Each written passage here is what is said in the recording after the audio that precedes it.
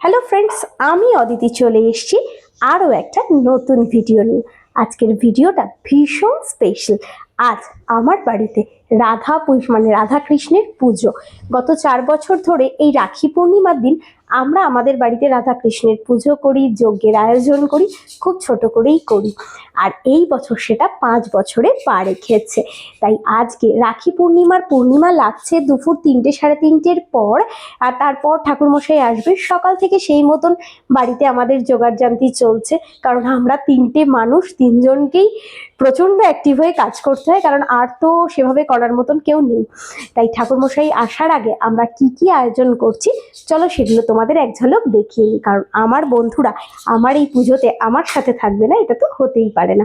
চলো দেখাই কি কি আয়োজন করছি আমার রাধাকৃষ্ণের 5 বছরের জন্মদিনে। আমি আমার রাধাকৃষ্ণের পুজোর জন্য যে প্রথমেই ভোগের জন্য প্রথমেই বসিয়ে নিয়েছি সিমুইর পায়েস, তারপরে সুজি করে নিচ্ছি। আর এখানে ফ্রাইড রাইসের জন্য সমস্ত সবজিগুলো ছেলে কেটে দিয়েছে, ওটাই আমি একটু ভাপ দিতে বসিয়েছি যাতে ভাজতে খুব সুবিধে হয়। তারপরে করে নিচ্ছি লুচির পরে করব একটু মালপোয়ার ব্যাটারটা আমি সবার ফার্স্টে একদম রেডি করে একদম চাপা দিয়ে রেখে দিয়েছিলাম, তাতে সুজিটা একটু ফুলে গেলে মালপোয়াগুলো খুব ভালো ফুলে ওঠে। দেখো কি সুন্দর টোপা টোপা মালপোয়া একদম আমার কৃষ্ণের জন্য রেডি হয়ে গেছে। সবার লাস্টে করেছিলাম ফ্রাইড রাইসটা। তারপর কোনো রকমে খুব তাড়াহুড়ো করে রেডি হয়ে বসে গেছি ফল কাটতে, কারণ অলরেডি 3:45 বাজে, ঠাকুরমশাই আসার টাইম হয়ে গেছে। ওপরের পুজো আমি সেরে এসেছি। সত্যি পুরোটা ভিডিও করা পসিবল হয়নি, কারণ আমি আর ছেলে দুজনেই খুব ব্যস্ত ছিলাম। প্রশান্তও অনেকটা পরে ফিরেছে, তাই প্রত্যেকটা মুহূর্ত আর ভিডিও করে দেখানো পসিবল হয়নি। যেটা সম্ভব হয়েছে তোমাদের সাথে শেয়ার করলাম। ঠাকুরমশাই এসে বাকি জোগাড়টা নিজেই করে নেয়। আমি দেখো রাধাকৃষ্ণকে এখানে দুধ গঙ্গা জল দিয়ে স্নান করাচ্ছি, করিয়ে ওকে সুন্দর যে দুটো জামা ওনাদের জন্য কেনা হয়েছিল সেটা পরিয়ে সুন্দর করে সাজিয়ে দিচ্ছি। বাকি কাজ তো ঠাকুরমশাই করবেন, আমি সমস্তটা রেডি করে দিয়েছি। দেখো এবার আমি সিন্নির আয়োজনটা করছি। সিন্নির তো সমস্ত মাপটা সমান সমান ঠাকুরমশাই লিখেই দিয়েছিল, আর সেই মতো আনা হচ্ছে। জাস্ট আমি এই বড় গামলাটা করে সাজিয়ে দিচ্ছি ঠাকুরের সামনে। সমস্ত ভোগ ঠাকুরের সামনে রেডি করে দিয়েছি। এবার শুরু হবে পুজো পাঠ।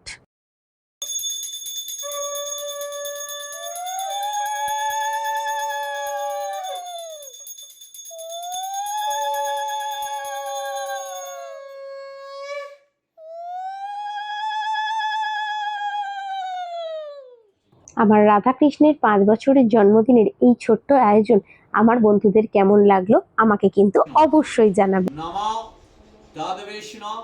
পরমং পদং সদা পশ্যন্তে শৌরয়া দেবেব চক্ষুরাততম নমঃ অপবিত্র পবিত্র বা সর্বাবস্থাং গতোপি বা ইয়ৎসারিত পুণ্ডরিকাক্ষং সাভজ্জং অভ্যন্তরং শুচি নমঃ শুচি নমঃ শুচি নমঃ শুচি। প্রণাম করো। পুজো চলছে, এরপরে হবে যজ্ঞের আয়োজন। বাট লাস্ট কদিন ধরে আমার প্রচণ্ড শরীর খারাপ, টেম্পারেচার, সর্দি, মাথা কানে যন্ত্রণা। আমি জানি না সকাল থেকে উঠে কি করে আমি এত রান্না করব, শুধু নারায়ণকেই ডাকছিলাম। হয়তো ভগবানের আশীর্বাদ ছাড়া এতটা পসিবল ছিল না। আর সাথে ছেলে ছিল বলেই বোধহয় এতটা সম্ভব হয়েছে, কারণ ও পুরো ছায়া সঙ্গীর মতন প্রত্যেকটা মিনিটে আমাকে হেল্প করে গেছে। আর আমি ঠাকুরের নাম নিয়ে আয়োজন করেছি। প্রভুর কৃপায় দ্বিজ লভিলে সম্পদ, কাঠুরিয়া গান সবে বিস্ময় মানিল, ভক্তি করে ব্রাহ্মণের। ঠাকুরমশাই পাঁচালি শেষ করে যজ্ঞের আয়োজন করছে, আমরাও বসবো যজ্ঞতে। যজ্ঞ শেষ হলে পুজো পাঠ কমপ্লিট হবে, তারপর হবে প্রসাদ বিতরণ। এই দিনটার জন্য আমরা সারা বছর প্রতীক্ষা করে থাকি। এই দিনটা আমাদের পরিবারের প্রত্যেকের কাছে খুবই আনন্দের। সবাই একসাথে পুজো করা, প্রসাদ বিতরণ করা, এগুলোর মধ্যে সত্যিই একটা আনন্দ রয়েছে। সবটা তো ভিডিও করতে পারিনি, তবে আমার বন্ধুদের জন্য শুভকামনা অবশ্যই রইল আমার রাধাকৃষ্ণের কাছে। পুরো পুজোর ভিডিওটা তো তোমাদের সাথে শেয়ার করলাম, আমার রাধাকৃষ্ণের পুজোর পুরোটা। লাস্টটুকু যে প্রসাদগুলো পাড়ায় দেওয়া হয়েছে, বন্ধুবান্ধবদেরকে পাঠানো হয়েছে, আমাদের কাছের মানুষদেরকে, সেগুলো আর ভিডিও করতে পারিনি। তারপরে টায়ার্ড হয়ে পড়েছি, আমার শরীরটাও তো বিশেষ ভালো ছিল না। একবারে ফ্রেশ হয়ে তোমাদের সাথে শেয়ার করছি। ভিডিওটা কেমন লাগলো প্লিজ জানিও। চলো। টাটা, দেখা হচ্ছে পরবর্তী ভিডিওতে। সবাই একবার আমার সাথে বলো রাধে রাধে।